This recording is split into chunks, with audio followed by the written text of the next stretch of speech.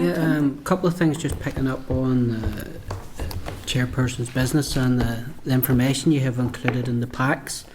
And I would just like at this opportunity, so under role of the chairperson, there's a bullet point in it to promote openness and transparency in committee meetings. And my firm view is that we didn't have that at the last committee meeting 2 weeks ago. In what way? Well, I felt that the way you chaired the meeting, you almost once again shielded the witness. It was up to the witness if they wanted to answer the questions or not. And at times you involved yourself in situations where you didn't need to be, instead of letting the member ask the questions, whether they be hard or whether they It were wasn't not. nothing to do with that. It was to do with the remit of the committee, and you know that. But we had this discussion 2 weeks ago where, based on the legal advice, when it was to do with the confidence of the government, was to do with the confidence on what we've been told, that should allow members to ask questions freely. And I certainly have concerns that in what has been proposed and what is set out in this, that there wasn't openness and transparency. That was then relayed to the public, and later on it talks about impacting the public profile of the Assembly, demonstration on transparent governance, government delivering accountability. We have failed in all them. Increased profile and respect for the work of the committee amongst key stakeholders in the public, and that was all, I believe, trashed 2 weeks ago. Well, that's your opinion. Thank you for that. You've got no, Timothy. I'm not giving you all day. We've a lot to get through. I'm not wanting all day. But No, I you think do we want need all to, day. No, I don't. But you have to. We have to talk about the minute that doesn't exist from this committee. Timothy, you're not going to delay this meeting much further. Well, then I have explained. Can we set aside time at the end of the meeting to talk about this? We can talk about under any other business if you want. And that was the purpose of sending the email earlier on, to give notice that this was a subject that I wish to raise. So I would request, if you don't want to talk about these issues now, that at the end of the meeting you set time aside. I have no problem. Timothy, I have no problem talking about it under any other business. I'm going to bring in Brian. Go ahead. Thank you, Chair. Just referring to the minutes of the meeting on the 23rd of October. Just wanted to put that on the record. That's okay. Okay, it's on the record. Chair, can I just clarify that under any other business you're allowing me to come back and revisit I said that this? twice now, so I'm going to say it 3 times. Yes, we will come back under any other business. Okay. Okay, did you hear it now? Thank you. Okay, members, so we're going to move on. As back to the minute, so there was the meeting that was requested by the First Minister that you had, that we didn't have anybody taking a minute at it. We're now relying on a witness providing the minute, and 2 weeks after that meeting has taken place, we still don't have that minute. That certainly concerns me. It concerns me too, because we requested it at the time. So It didn't concern you at the time to take your own minute, Chair?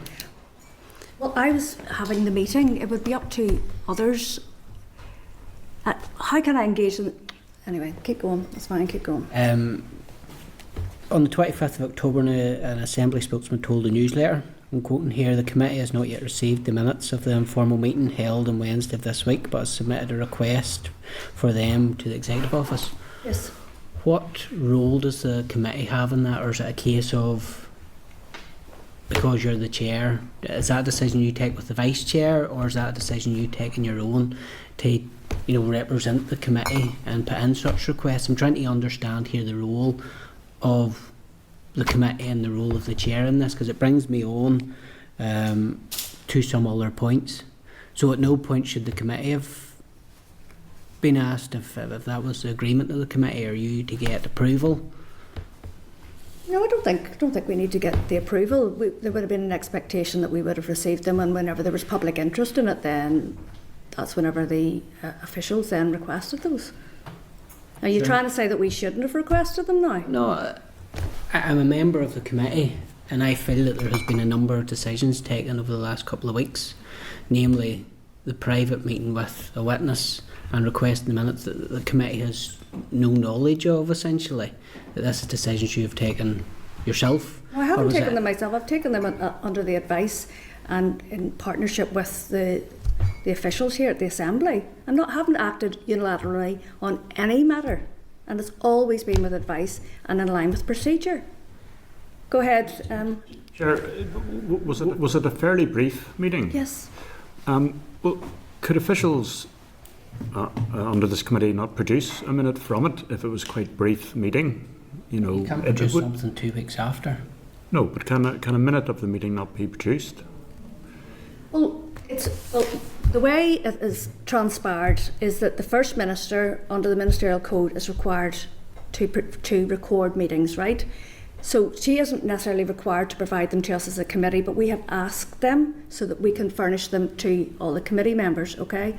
So there possibly is a broader question around whether whenever a committee chair is accompanied by a member of the committee team, as in staff, that they should take that, but that's not in procedures, it's not in standing orders at the minute, and it might be something that individual members might want to take to the Committee for Procedures or the Committee for Assembly and Executive Review. So that's something that other people can raise if they feel that this, in this instance or similar instance, that this should happen. Yeah, but just to make that sorry, point. go ahead, finish now. Well, just to finish, I mean, I do think it just makes the point about the committee is an instrument of the Assembly. You know, it's separate to the department and to the minister, and it needs to have its stand on its own feet. You know, so I think it should, even if there's, if that means there's 2 sets of minutes produced, I think that's appropriate because the committee has its own standing, you know, and should have its own record.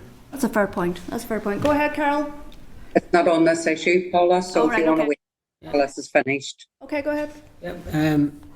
So going back to that, my understanding is in the fallout of RHI that the only legislation that came out of that is one following Jim Allister. So on that basis, yes, there's an onus on the minister to take a minute. There's also an onus on yourself to take a minute. It doesn't resolve you of your statutory duty if they record a minute of that meeting that took place.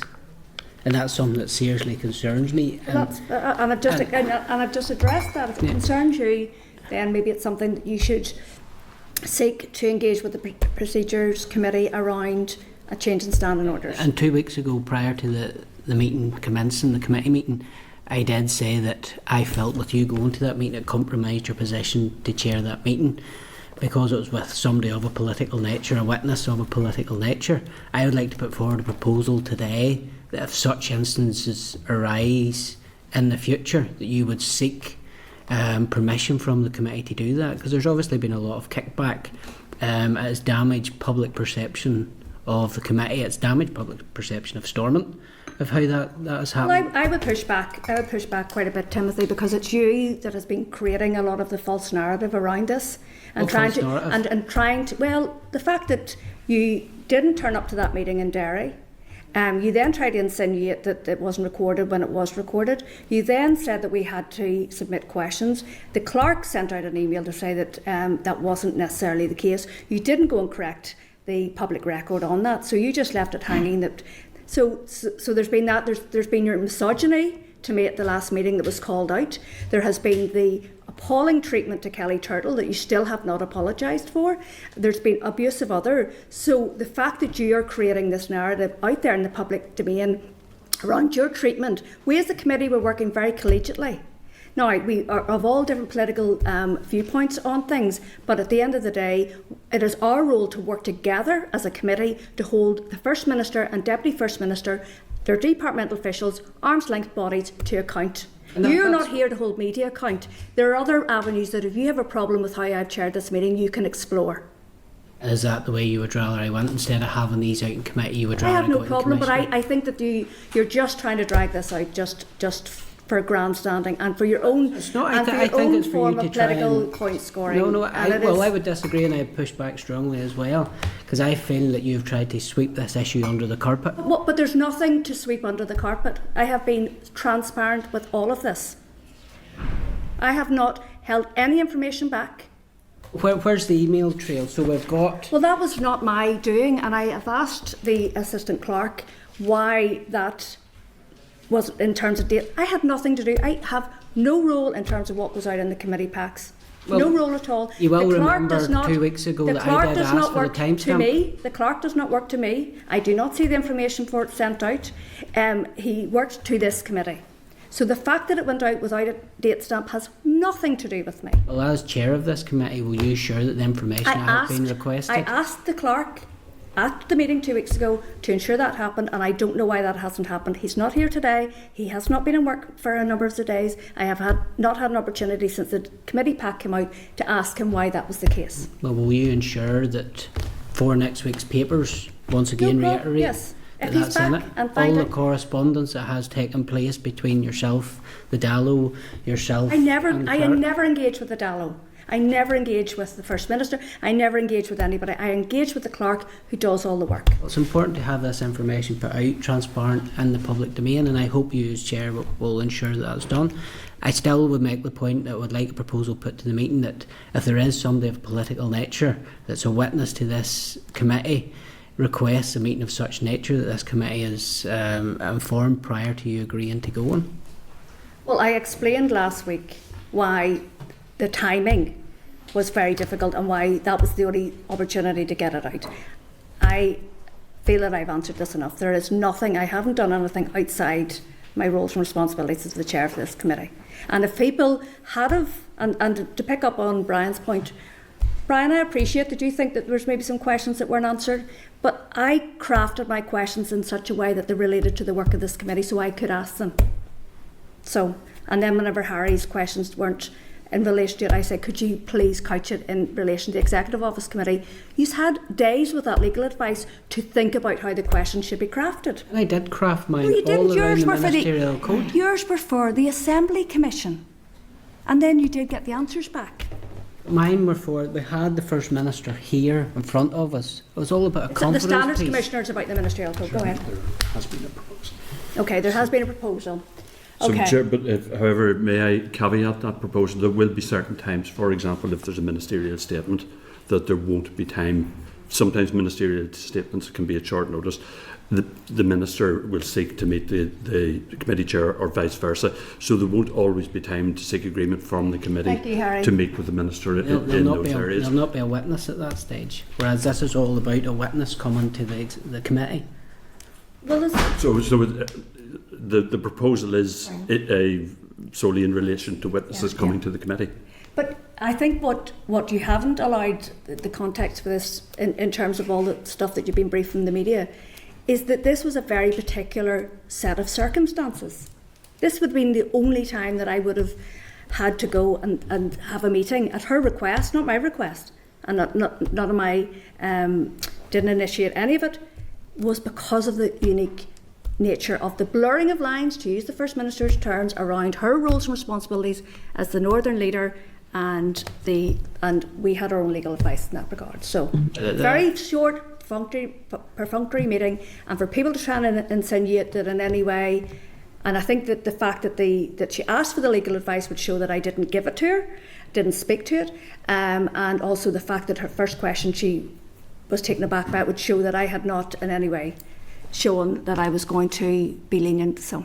And then you let her chair the meeting after that. No, I didn't let her chair the meeting after that. I think there was a lot of people who really should have reflected on their behaviour after that meeting because it was very unedifying. Go ahead.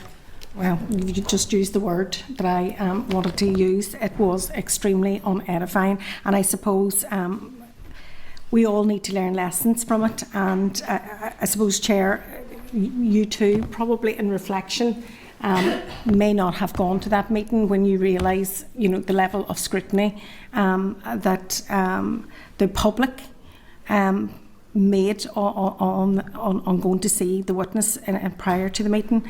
I just think it is unedifying, but I don't think we need to turn the guns. There was a lot of unedifying behaviour by a lot of people in this room. I was very, very embarrassed with it. I think people should have been able to ask their questions. The Minister was entitled not to respond to them, but there was nothing in the legal advice that said there was no legal impediment for the Minister to attend here. She could not comply or not answer the questions, but the members could ask the questions, and she could say, I'm not replying to that. And, you know, there was a lot of people saying that's party political. Well, really, we are politicians. Right. And we are parties. We're not one group of people. We have all questions that we want to answer. And I think really the question here needs to be more about restoring the confidence back into this committee and into politics, because last week or the week before did a lot of damage, and I was not happy with it in any form or I don't think fashion. anybody was. Claire, go ahead online. Thank you, Chair. I suppose the particular circumstances that led to the meeting without notice, if you like, to the committee was very particular. It's probably unlikely to happen again. However, I suppose I do have sympathy with what Timothy is saying in relation to the nature of it. And, you know, I appreciate that it was the First Minister who had requested the meeting with you, but maybe at that point, you know, even if it meant messaging us or calling us, maybe rather than accepting that without the support of the committee, maybe we need to reflect on that a little bit. Okay.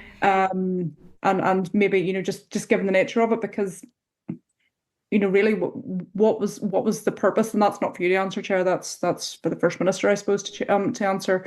But, you know, why did she need to meet with you? And, you know, that's what I would have been asking if you know, if we were given the, you know, the decision on whether you should have done that or not. Well, yeah. But I do appreciate it's a very Yeah. particular set of circumstances. I appreciate that it's, you know, everybody was under pressure with it, but I think learning from it, moving forward, in circumstances like that, again, if maybe we do seek the approval of the committee within a certain time frame before we move forward in doing that. But I don't think that will be the case for every meeting that you have with ministers, or I just think, just given the nature of that particular one, I would be sympathetic to what Timothy's saying in relation to that. Okay, Carol, before I bring you in, actually, the clerks remind me I need to put Timothy's suggestion to the vote then, or... However, if Mr. Curran wants to speak to that. Oh, sorry, do you want to first. speak to that, Carol? Has he got a seconder? Give me the proposal again. Go ahead. Sorry, the seconder isn't required for a committee to make a decision.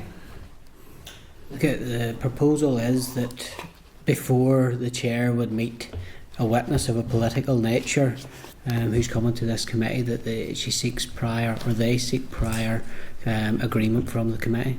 Mm-hmm. That's fine. I have no problem with that. Great. Agreed. Okay, Carol, do you want to come in? I don't agree, but